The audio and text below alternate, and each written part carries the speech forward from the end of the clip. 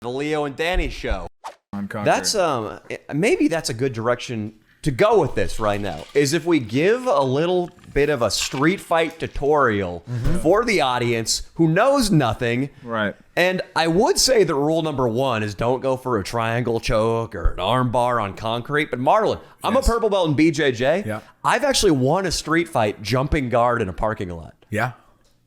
Sure. See, the problem is that there's just too many uncontrollable circumstances when you give up high ground and go to your back. You don't know how many people are on his side.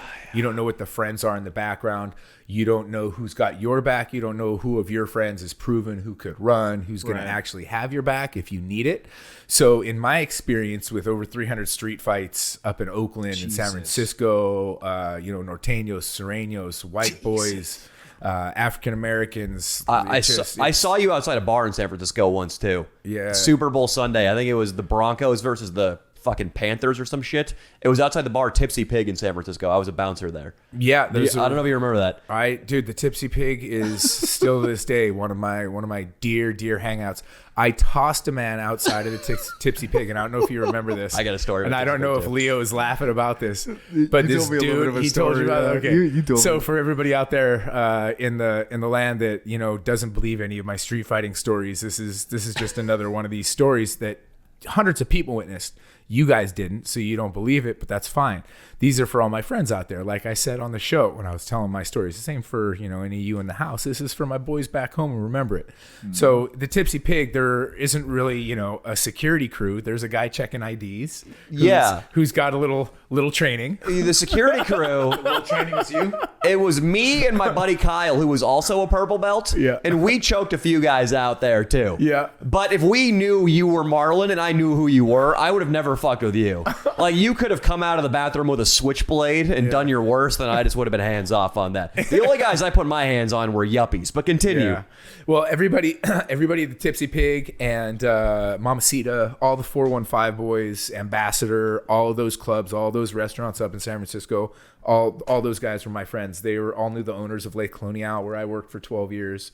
And as a bouncer? No, I was a server. I was a server. I'm a sommelier, level 1 sommelier, and very high end fine dining server. I got roots in fine dining in San Francisco too, baby. Jardinier, you know that restaurant? Are you kidding? Jardinier? That was the worst job I ever fucking had. Worst job I ever had. I was a runner there. Yeah, in San Francisco when I was 24. French chefs, French restaurants, they're hard to deal with, man. That's why you got that beautiful girlfriend. Somalia. Yeah, I don't think about wine. I don't know. People probably don't know about this, and I've never really had somebody that I can talk about this with.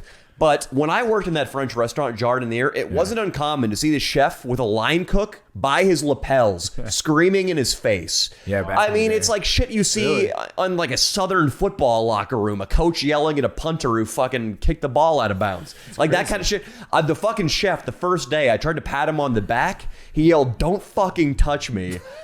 And was screaming in my face. It was a complete blowout, and I was trembling on the verge of tears. My first shift. Yeah. Wow. There's notorious French chefs in San Francisco that are just the worst humans on earth. There's a restaurant called Aqua, and the chef that was there at Aqua was known for picking fights with employees and staffers. Jesus. And a lot of the chefs that worked for him, left very unhappy and opened very successful restaurants on their own in San Francisco. So I mean, that's just part of the game. Nowadays, that stuff doesn't happen with the Me Too and the correctness of everything is cameras everywhere. Chefs are now much more polite, and it's a lot easier to work for them nowadays. I wish I was there. But going back to the Tipsy Pig, there was there too. This we're talking about a good old Irish watering hole in the middle of San Francisco's richest part of town in the marina. Yep. And you have a very fun crowd of yuppies and Stanford and UCLA grads. Yep. And, that's the crowd, young and beautiful. Yeah. There was a time there at night, and I knew all the bartenders, and they fed me 1940 until I was happy, and never charged me. How many shots does it take to make Marlon Sims happy? Right now, one. Nowadays, now one. Before 3 years ago, a bottle. Wow. Now one. Yes, sir. But there, in this particular instance, and this is why, this guy pins a girl up against the wall and starts making out with her, and she just kind of collapses in shock on the ground, and there's nobody there to do anything about it because it's a Saturday night. You guys out in front are dealing with 25 people wanting to come in, and this goes completely unseen. And this is where, you know, I call myself a superhero street fighter. This is where I come in, and this is what I've done my whole life.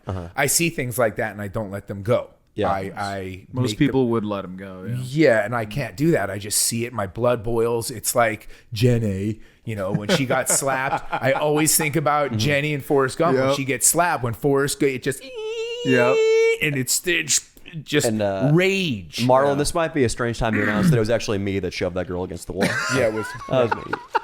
Well, your face still looks normal, so I'm gonna say no, it wasn't. It wasn't like him. Literally, this is one of the mishaps of things that I've done in my life that I didn't even mean to. So I just walk up to this guy and I grab him by the lapel, and he's trying to get me off his lapel, and I'm just holding him. It's like, you're very lucky. This is all you're getting. And I take him outside, and I tossed him to the left where the sports bar is. It was also, there was a little nook there that I used to finger chicks in. Yeah, exactly. I've told people that on prior podcasts. The bar manager who works there, the tall blonde kid that works there, actually lives in that building now. Kyle, is he the bartender?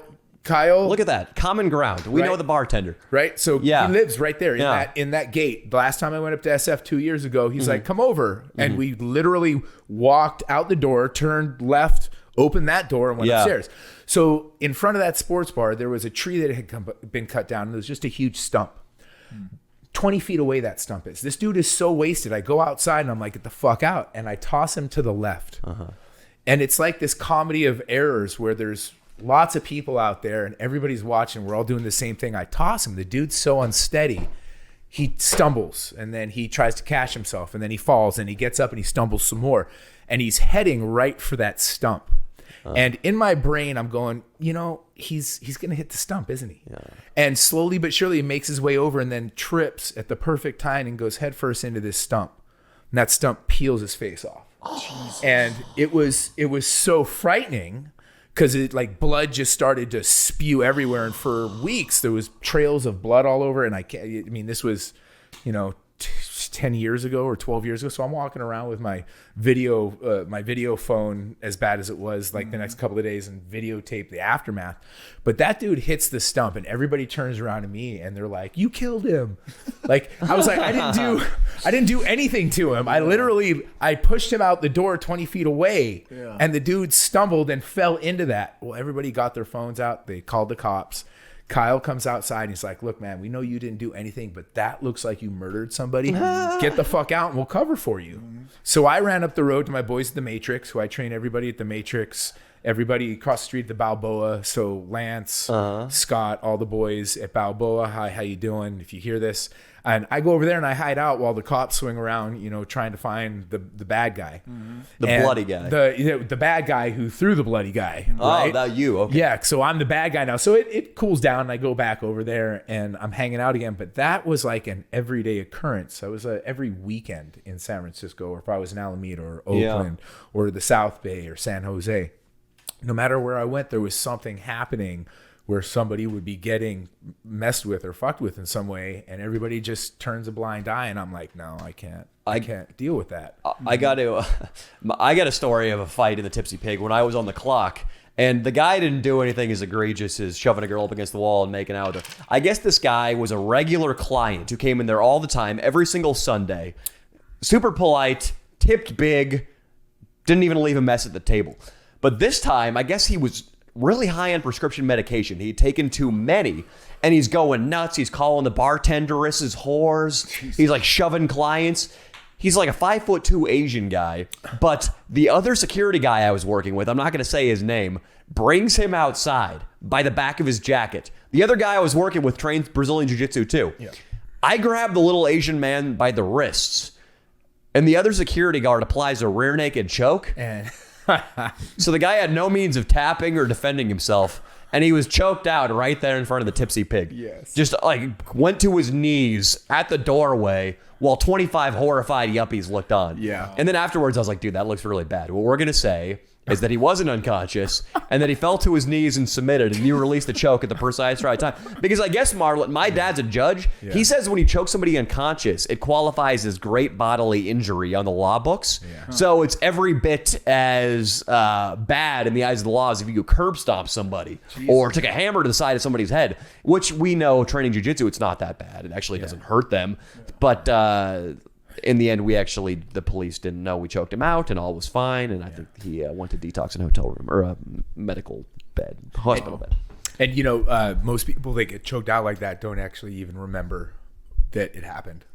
Yeah, it's like a loss of memory. Just loss of memory for a second. Yeah, wow. And that's why it's why rapists. Mm-hmm. There are mixed martial artists who have been accused of that use of that choke for rape, and I think we know who I'm talking about. Me? No. Or Lloyd Irvin? A guy with the last name of Miller.